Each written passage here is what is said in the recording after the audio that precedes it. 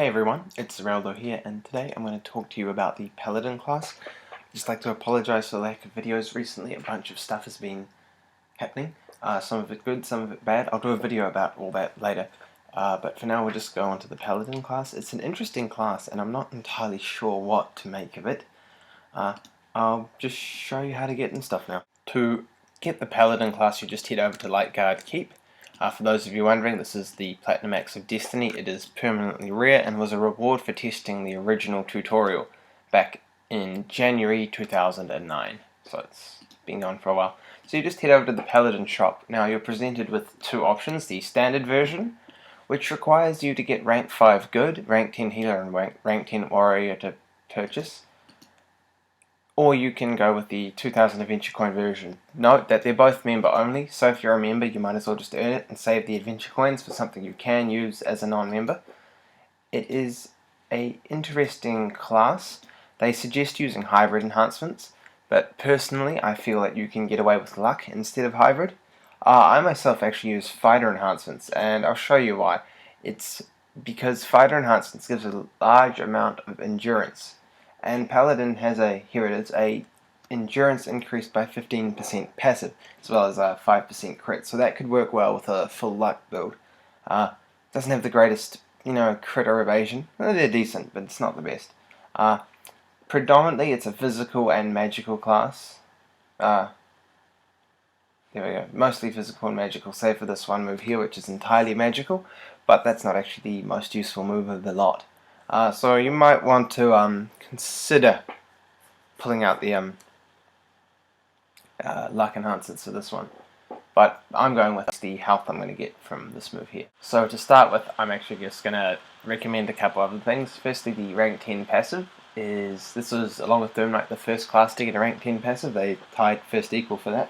This one's a lot different to Doom Knight. Doom Knight's was mega damage. This one is a area of effect heal over time. So everyone gets a massive heal over time for 10 seconds, which should, in theory, full heal them. They also become invincible for those 10 seconds, so it affects everyone in range, which is quite cool. As for ore enhancements, I'd actually recommend Barnavamp. If you mess up with Zeal, you have a hard time, because you only get MP when Zeal is active, or, when you strike enemies with Zeal, or have it, and get hit by them when you have Zeal. So I'll just get on with it. Zeal is your go-to move. Well, it's called Abolish actually, but the effect it applies is Zeal. As you can see, it does a bit more damage than your standard auto attack. By, I'd say about 20%, not quite 25. And that's how you regen MP, so it's your go-to move. Now this is the one that is quite useful as a paladin. It's a heal. It's got a 25 mana cost with a 6-second cooldown, so it's quite reliable. It heals up to 2 friendly targets for a moderate amount. So sometimes I don't even know if it heals you. I can't quite remember if that's you and one other, or you and 2 other targets. But it's a decent move for a warrior class to have. Paladin High Lord's heal outshines this by a lot. But considering how old this class is, and that it is a warrior class with a heal, that's pretty good. Just for reference sake, the first move has a 3-second cooldown and a 10 MP cost. Your third move is Exercise. Now this isn't exactly that useful. It does damage, and you can't fault it on that.